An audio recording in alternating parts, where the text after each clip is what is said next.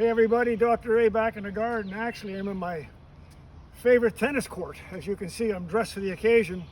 And with me is Dr. Butch Mulhern, and this is Butch's tennis court. And we just bow down to him because it's so wonderful and he's such a wonderful person. But what Butch also is, other than a great tennis player, he's a great gardener. And one of the plants that I want to show you is Georgia's state flower. It's called the Cherokee Rose, as the Cherokees would use this for many, many occasions.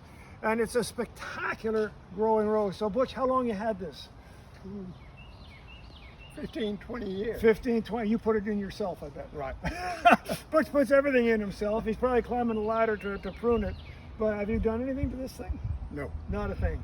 And that's a cool thing about some of these plants. Put it in, get out of the way. Stop trying to be a gardener, just be an enjoyer. Let it happen. And let it go. But hey, this is fabulous. And Butch's garden, we might just do a little video later on this spectacular garden in beautiful Athens, Georgia. But the last thing I want to mention to all the tennis players out there is while the Cherokee Rose is a spectacular plant, it's also full of thorns.